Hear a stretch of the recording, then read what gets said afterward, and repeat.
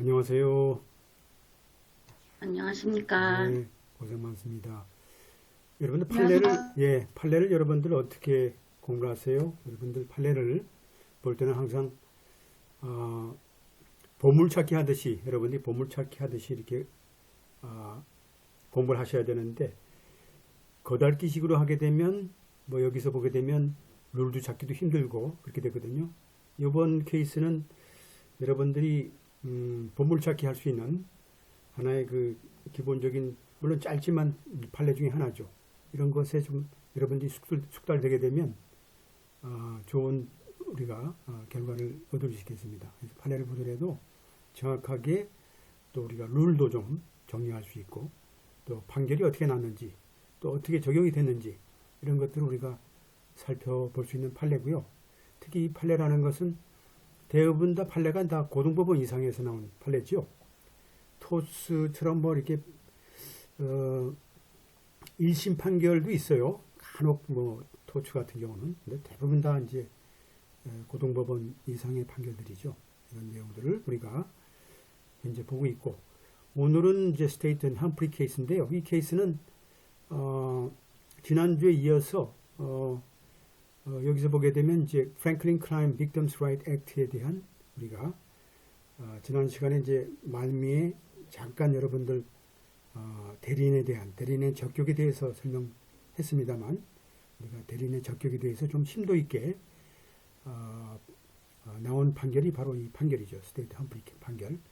알다시피 스테이트 험프리 판결은 그대로 그거죠. 스테이트가 나왔으면 뭘까요? 주로 어떻게 돼요? 주로 이제 검사가 그죠? 국가를 대표하니까 주로 이제 검사, 소위 이제 형사 사건이죠. 형사 사건들. 여기서 보게 되면 프랭클린 커러필이죠. 프랭클린 커러필이고 두 가지 문제, 투 이슈가 두 가지 문제가 이제 어필에서 제기됐는데 하나에다 여러분들 이렇게 표시를 하게 되면 우리가 이제 첫 번째 이슈가 뭐냐? 자, 원심 법원이 잘못했다는 얘기죠. 자, 아버지가 사망한 두 아들의 그죠? 두 아들에 대해서 엄마가 대리권을 그러니까 대리권을 행사할 수 있냐라는 거죠. 그죠? 이 대리라는 게 과연 여기서 보게 되면 프랭클린 빅덤스 크라임 빅덤스 라이트 액트라는 이 법령 하에서의 두 아들을 대표한 손해배상 청구 자격이 있느냐라는 거죠. 자격이 있느냐? 그러니까 어떻게 돼요? 우리가 이제 이걸 보게 되면 두 아들의 대리권이라 그러면 기본적으로 두 아들이라면 아무래도 나이가 적겠죠. 그러니까 이제 미성년자일 거고 또 아빠가 죽었으면 이제 대리권 행사할 수 있는 사람이 없으니까 엄마가 해야 되겠죠. 엄마가 손해배상 청구를 해야 되는데 아들을 대상으로 그러니까 아이들 그죠? 대신하는 거죠. 아이들 대신한다 그러면 기본적으로 엄마가 이제 그죠? 일단은 아들을 위해서 이제 그런 대리권 행사를 이제 할 수 있다라는 거죠. 그 이제 한마디로 원심 법원에서 잘못됐다는 거예요. 할 수 있느냐? 할 수 있냐라는 거죠. 우리 하나씩 지켜봐야 되겠죠. 두 번째 판결에서 두 번째 이슈에서 법원이 자 원심 법원이요. 더 코트 원심 법원이 자 명령하는데 잘못됐다 이거죠. 원 피고로 하여금 자 이 관련 법령에 따라 손해배상 액을 지불 명령 그죠? 을 잘못했다는 뜻이죠. 잘못한 거에 대한 우리가 두 가지 어필 부분이죠. 이 두 이슈에 대한 부분이에요. 그래서 우리가 이슈라는 부분을 우리가 잘 알아야 되는데 이 이슈라는 것도 쪼갤 수 있죠. 이슈라는 것도 쪼갤 수 있기 때문에 경우에 따라서는 이슈 하나가 원, 투가 다 맞을 수 있고 원이 틀리고 투가 맞을 수 있고 뭐 그렇죠. 이렇게 있다 보니까 이슈도 잘 우리가 분간할 줄 알아야 돼요. 그리고 원심법원에서 뭐라고 판결하냐면 여기서 원심법원에서 뭐라고 판결하냐면 이 엄마가 적절한 두 아이의 적절한 대리인이다. 그리고 그 아이들이 뭐예요? 그 아이라는 게 이제 피해자겠죠. 피해자로서 특히 피고로부터 손해배상을 청구받을 수 있는 아이에 대한 적절한 대리인이다. 그리고 여기서 보게 되면 아버지가 죽어서 이제 결국은 자식에 대한 부양료 지급이 이제 우리가 받을 수 없으니까 대신해서 피고로부터 받아야 되겠죠. 이런 것들은 우리가 기본적으로 restitution이라는 쓰는 것은 뭘까요? 여러분들이 이것도 판례를 다 안다, 잘한다 하는데 restitution이라고 쓰고 여기서 왜 damage라고 왜 안 썼느냐? damage라고 써야 되는 거 아니에요? 그죠? 근데 우리가 정확히 쓰게 되면 restitution이 맞죠. 그 restitution이라는 말은 여러분들 형평법에 따라서 equity죠. 미국의 equity 코드에 따라서 형평법은 뭘까요? 전후 사정을 비교해서 합당한 손해배상액을 청구할 수 있는 그죠? 것이죠. 그러다 보니까 어떻게 돼요? 자, 기본적으로 아빠가 죽게 되면 어떻게 돼요? 아빠가 죽게 되면 당연하게 아빠의 그 죽은 에스테이트에 대해서 우리가 돈을 청구할 수 있는 거 아니에요? 에스테이트에 대해서. 그러니까 이제 여기서 디펜던트죠. 디펜던트에 대해서 우리가 청구를 해야 되겠죠. 디펜던트 청구를 해야 되겠죠. 근데 지금 보게 되면 그 restitution이라는 말을 쓴 것은 뭐냐? 전후 사정을 보게 되면 지금 이 한 걸음 뛰어서 그죠? 아이들이 받아야 될 것을 엄마가 일단 청구하는 거고, 그렇죠?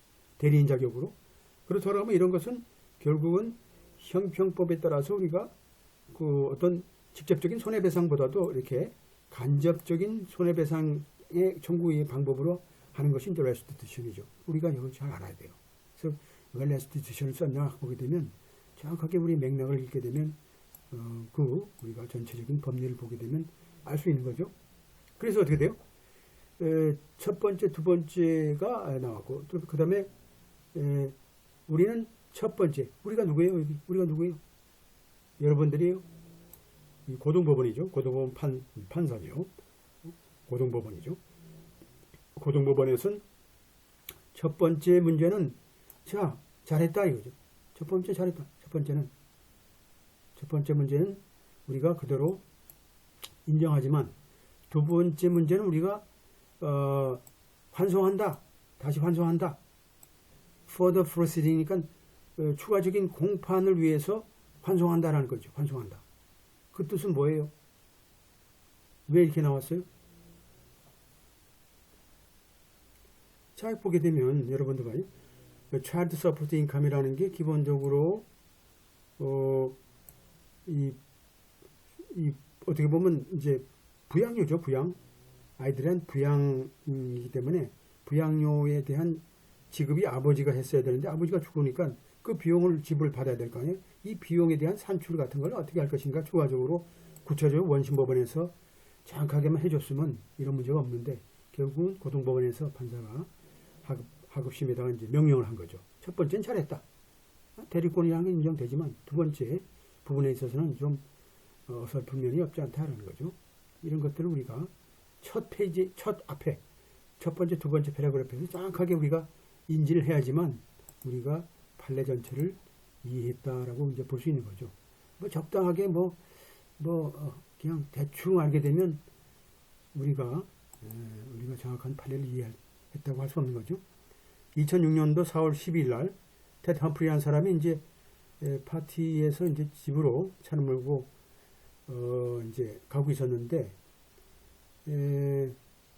이 사람이 이제 문자를 좀 발송을 했는데 텍스팅이죠. 운전하면서 텍스팅하는 사람이 이제 간혹 이제 사고 나는 경우 있죠. 이러다 보니까 운전하면서 이제 이렇게 핸드폰 보고 텍스팅 하다 보니까 결국은 차가 이제 통제력을 상실하게 되고 결국은 근처에 있는 바이스클 레인에 이제 그쪽으로 이제 잘못 들어간 거죠. 그쪽으로 들어가서 당시에 이제 일 끝나고 집으로 돌아오는 이제 자전거를 타고 돌아오는 코너 벤튼이라는 사람을 친 거죠. 이 험프리라는 이제 가해자 자체가 차를 세우고 911을 부를 수 있었지만 이 사람이 이제 어떻게 됐어요? 벤튼을 결국은 살릴 수 없는 거죠. 살릴 수 없었어요. 당시에는 머리에 치명적인 상처를 입었나 보죠. 그래서 결국은 험프리는 결국은 뭐 차를 운전했으니까 결국은 뭐 상해를 입은 건 없는 거죠. 엉뚱하게 우리가 일을 끝내고 우리가 집으로 향한, 그죠? 자전거를 타고 집으로 향했던 코너 벤턴을 결국은 사망에 이르게 했던 그런 참 안타까운 사건이죠. 그래서 험프리가 결국은 어떻게 돼요? one 카운트로 해서 involuntary manslaughter. involuntary manslaughter는 신입생들은 이제 나중에 이제 배우겠습니다만, 이제 voluntary는 이제 자발적인, involuntary는 비자발적인, manslaughters는 어떻게 돼요? 뭐 이거는 이제 살인이 아니죠. 내가 어떤 목적을 갖고 살인하는 게 아니죠. 그러니까 목적이 없는 살인, 그러니까 한마디로 부작위한 살인, 혹은 비모살 살인, 뭐 이렇게 살인죄 이렇게 하기도 하고, 비자발적인 부작위한 살인, 뭐 이런 것들이 이제 운전하고 술 먹고 운전하고 그냥 잘못 사람을 쳐서 죽인 경우도 인볼런터리 맨슬러도, 그렇죠? 이게 되겠죠? 여기 이제 이래서 이제 이걸로 이제 기소된 사람이죠. 그래서 본인이 그 인정한 게 2006년도 10월 30일 날 인정했고, 코너 벤턴의 전 부인이죠. 이혼했구만요. 이혼하니까 이제 아이들에 대한 어떻게 되면 부양료를 계속 지급하고 있었나 봐요. 케이트 고브라는 사람이 이제 전 와이프네요. 전 와이프고, 이 사람이 이제 가해자로부터 손해배상액을 청구를 했고, 그건 당연하게 두 명의 미성년자에 대한 소위 부양료 손실에 대한 이제 손해배상이죠. 당시엔 6살이고 8살이었고, 그래서 이 전 부인 자체가 소위 형량, 센터싱 히어링이, 그죠? 형량 청문 절차에서 이제 출두해가지고 뭐라고 이제 증언을 했냐면, 코너 벤턴 자체가 아빠가 죽기 전에, 그죠? 자신의 가족에, 그죠? 아주 중대한 재정적인 지원을 제공했다라는 거죠. 아무래도 이제 이혼했으니까 전처 소생이고 하다 보니까 돈을 계속 지급했기 때문에 잘 살고 있었다. 그래서 이제 법원 입장에서 볼 때는 험프리를 18개월, 그죠? 18개월 구류와 그 다음에 이런 잃어버린 부양료 지급을 이제 명령을 했어요. 당시에 코너 벤턴이 이제 지불했던 그 금액이겠죠. 이 법령에 따라서. 그러니까 이제 피고가 이제 그 결정에 대해서 불복하고 이제 항소를 한 거가 되겠습니다. 항소를 한 거죠. 이 사건에 대해서 이제 피고가 뭐 나는 형을 받겠는데 뭐 하여튼 지금 왜 그랬냐 이제 밑에 보면 나오겠죠.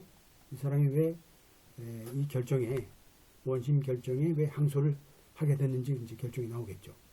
내용을 보게 되면 우리가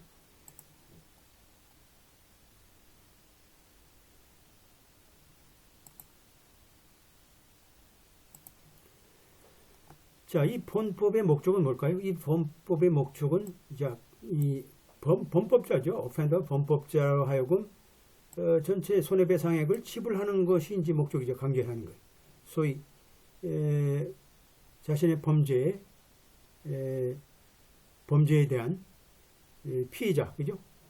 피해자에 대해서 우리가 identifyable, 뭐 이미 내가 확정할 수 있는 피해자죠. 피해자에 대해서 손해배상 전액을 지불하도록 강제하는 것이 법의 목적이다라는 거죠. 이것이 이제 프랭클린 Crime Victims Rights Act라는 거죠. 이 법 자체는 어디에 적용되냐면, 자, 이러한 크라임 빅tim이니까 그 범죄의 피해자의 어떤 피해자에도 적용된다는 거죠.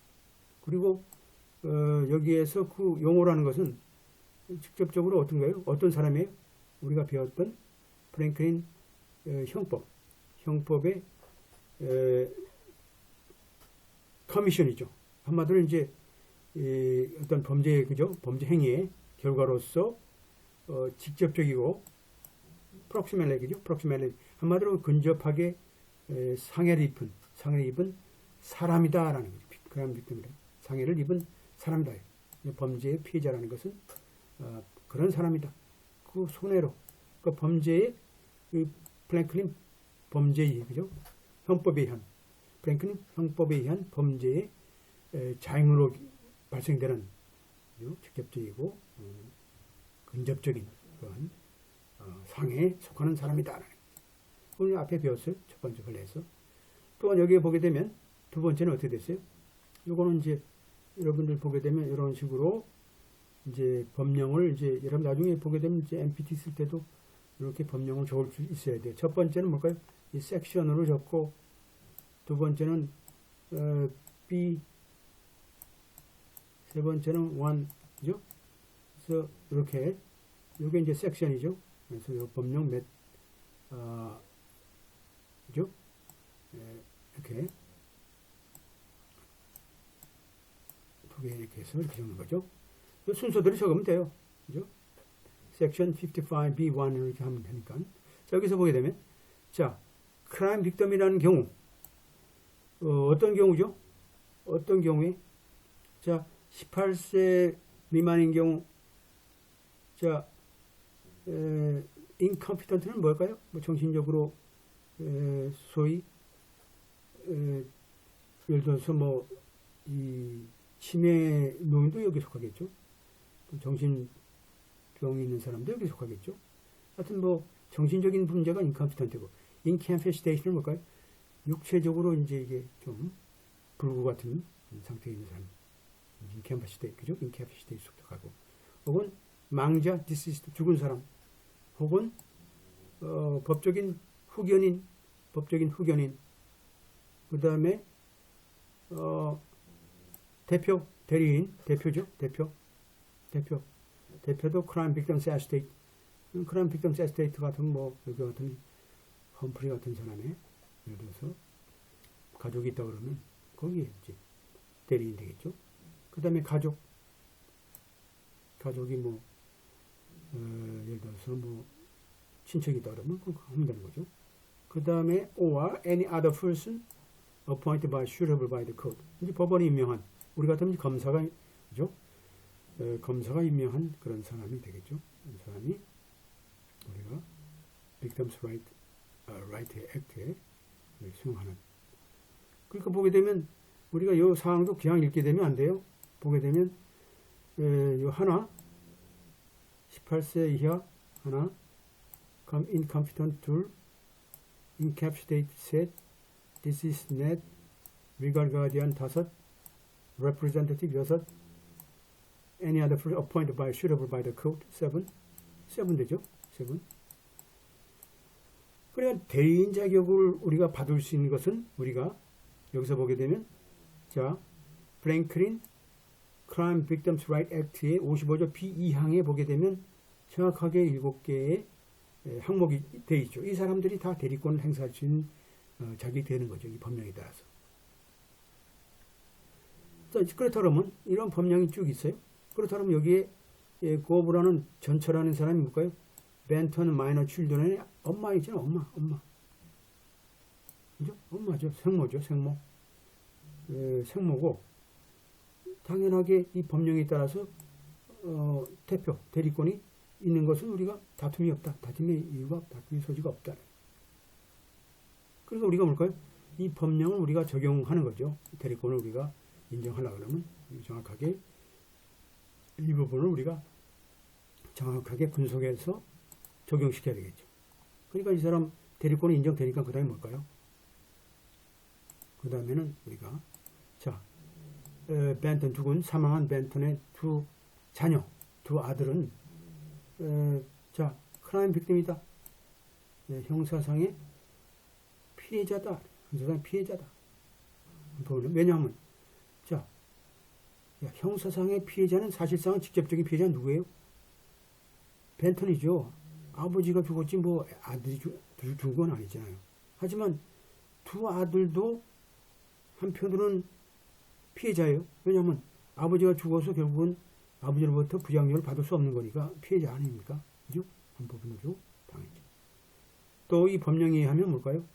자, 그 사람은 뭘까요? 이 소위 피해자라는 사람은 직접적으로 그 가해자의 범죄에 의해서 직접적으로 인접하게 상해를 입은 사람이다. 이게 정의되어 있고.